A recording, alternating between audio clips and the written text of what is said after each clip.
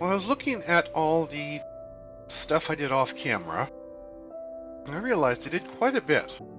So I probably ought to go through and go over what I've done. Start with the simple stuff.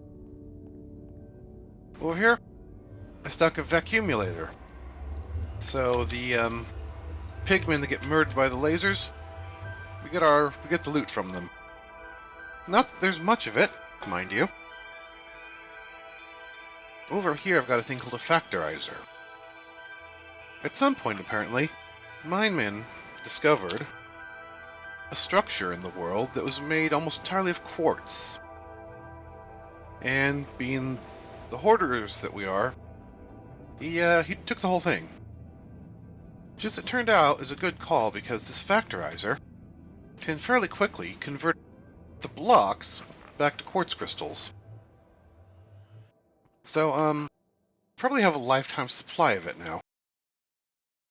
Our 64K storage cells were filling up with the large amounts of crap that we're farming, mainly from the mob farm now. And something that TechFlash, of all people, reminded me of is we have a mod installed that lets you make even bigger ones. So now we have the 256K storage cells, and we already filled one to the brim and almost filled a second one. And that's basically holding all the stuff at the top of this list. All the stuff that we have tens of thousands of. Or at least fives of thousands of. And then I've configured our 64s to include stuff that we have a lot of, but not so much of. So the stuff in the middle of this list. And then some 16Ks to hold, our third tier stuff that we have lots of. That was terribly explained. Well, so I took the digital miner, left it running in the deep dark with a chunk loader, and the result is we have quite a lot of ores now. And so I configured and dedicated an entire 64K storage unit to them. And I finally upgraded our auto crafting, so we had our old 1K crafting storage, and we upgraded it to 4K crafting storage to make more complex things. Now I've made a 16K crafting storage so it can make really complex things, like for instance these 256K storage cells. Here we have a thing called a quantum Entangloporter, and what it does is it can transmit power, or items or fluids, or mechanism gases, anywhere, even across dimensions. So over here I've got another one, so I plunk this one down, and configure it to connect to that one. I can get power out of this. So, just for instance, fucking RF tools. If I plunk this energy cube next to it, it immediately fills up. From this, which is getting power from our big induction matrix full of stored nuclear energy. I also configured it so that if you pipe items into here, it goes into the ME system. So, with that, and some piping, I can run the digital miner anywhere in the any place, and mine stuff and send it into the ME system. Down in the basement, my men got sick of looking at plain old ugly stone, so we replaced it with basalt bricks and chunk ahead. Chunk ahead, of course, is the stuff that those Easter Island heads in the tropics are made out of. But even better, he found a volcano. And so we just vein mined a chunk out of it. So now, if we need any more of this chunk of head, or lava for that matter, we've got a lifetime supply of it. So, RMRF has a brother. What we have here, this is a fluid dictionary converter, and it will convert similar fluids from one type to another. So what we're doing is, we're converting the essence that comes out of the mob farm and turning it into open blocks essence, which you can get out of this tank to replenish your XP. Or stand on this. Well, this drone was full, so I decided to find another way to store this. And so we're using the ME system. I made a fluid storage cell, and we made a fluid interface, and we made a fluid terminal.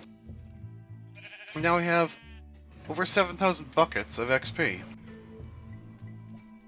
Basically, the XP is getting piped into this terminal, or into this interface, which, like a regular interface, if you pipe liquid into this, it stores the liquid in the system. And these cells store fluids, just like the regular cells store items. And this terminal lets you get fluids in and out of it. And you can bucket stuff in and out of it, like you were taking stuff in and out of a regular terminal. And you can fill most forms of tanks and liquid storage devices in the same way. And I put the XP drain on here so we can just dump our stored XP directly into the system. Here we have a brewing stand which we use to make some healing potions to heal our sheep that we accidentally injured. And we accidentally created a second decorative brewing stand. Something Mindman asked me was, why do we have this great big block in the middle of the mob duplicator?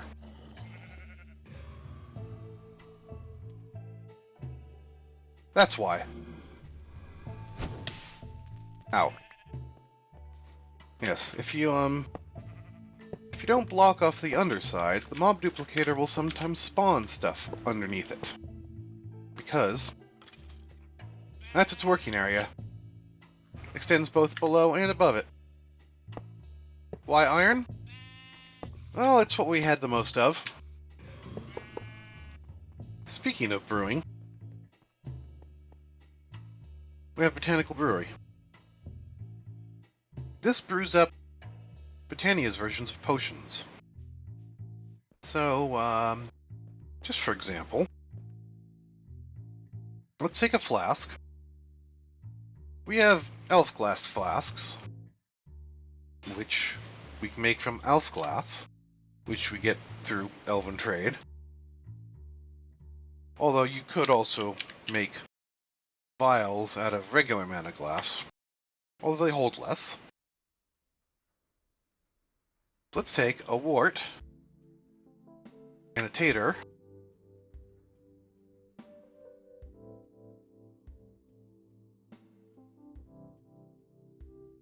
and a glistering melon. So what you do is toss all these bits on there, and it will use mana to start brewing up a potion.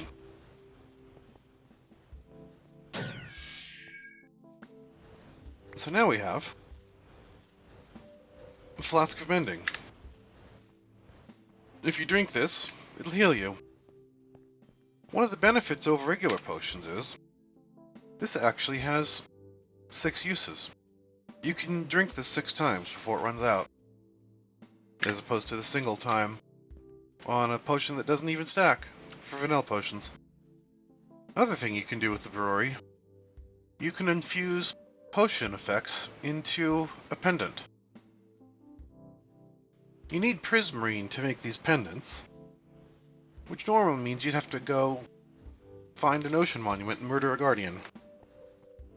This is modded Minecraft. You can just throw quartz at the atomic reconstructor.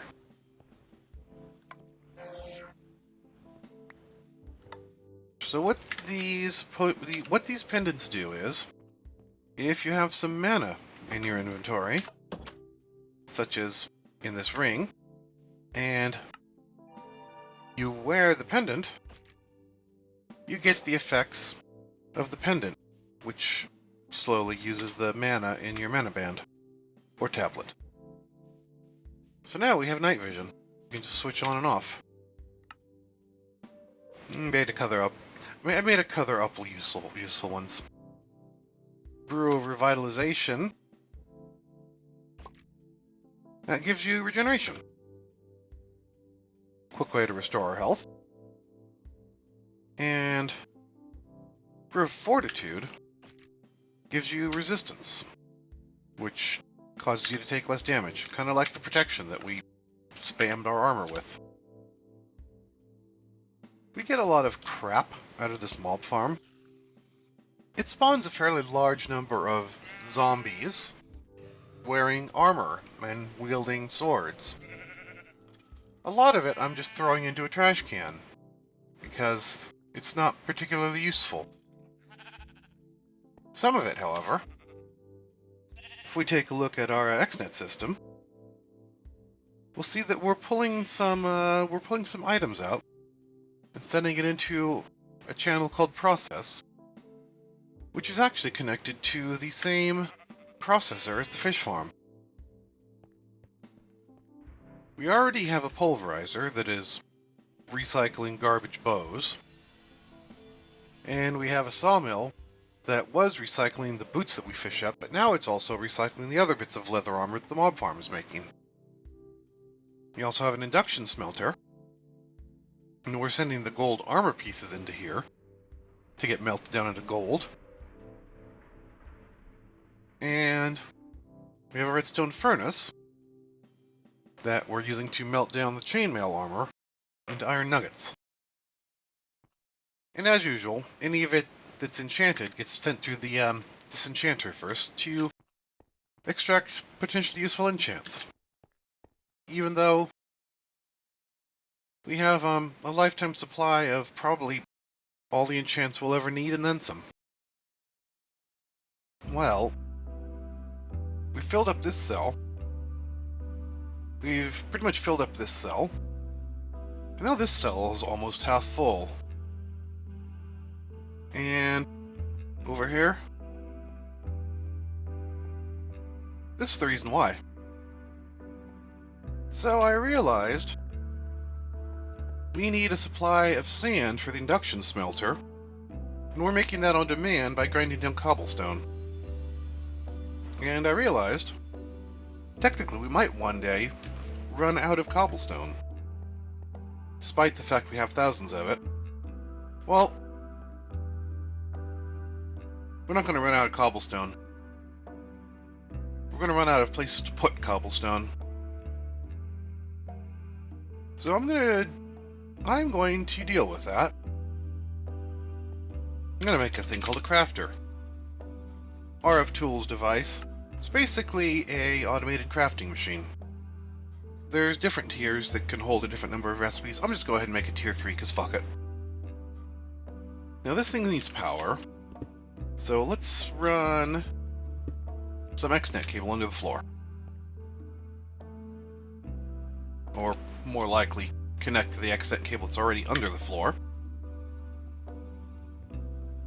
So, plonk. And plonk. And plonk. And plonk, plonk, plonk, plonk, plonk, plonk. So, what we're going to do, first of all, I'm going to replace this interface. And the reason is, this interface uses a channel, and the only thing we're doing with it is using it as a place to dump stuff into the system. So, yoink. Smack. Plunk. And now we'll just go and, first of all, pick up what I dropped. We're going to put a connector on it. Plunk. Plunk, plunk. And now, just for testing purposes, I'm going to take some of this chocolate out of the system. It now should be in the process of crafting some. Alright, it is now inserting, it's crafting the milk chocolate and inserting it into the chest. So let's just find it in here. And just start extracting everything out of it. And there, we've saved ourselves a channel. So now what we're going to do is We use a similar setup to these.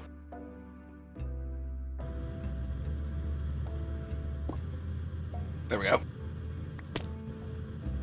Let's stick a level limiter there.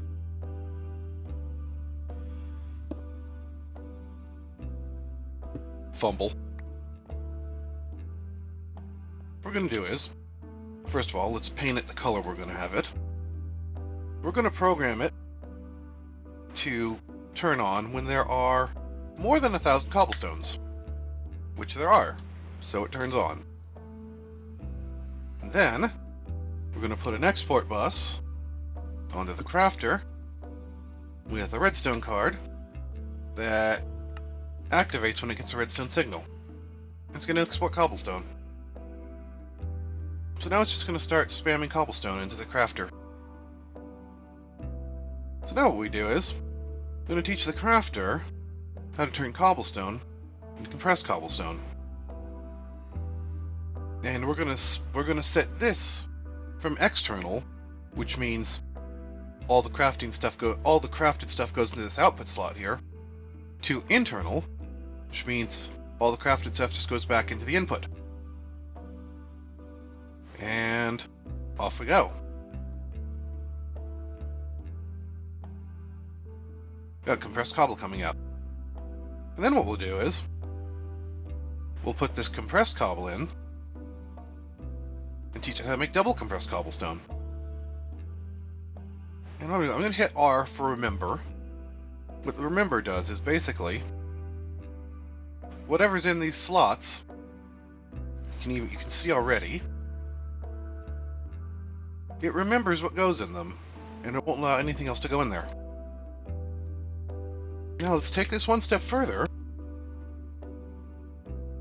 Let's get some acceleration cards going. Let's take these over here, shove them in the export bus, and now it's dumping a lot more cobblestone in it. So we had better flip this from slow mode to fast mode. Basically, fast mode does crafts an entire stack at a time instead of one item at a time, which it looks like we're going to need to keep up with this onslaught. Now, let's teach it how to compress double cobblestone into triple compressed cobblestone. And let's teach it how to compress triple cobblestone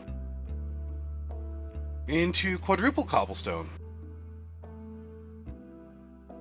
And just for good measure, let's teach it how to compress quadruple cobblestone into quintuple cobblestone. That should keep us going for a while.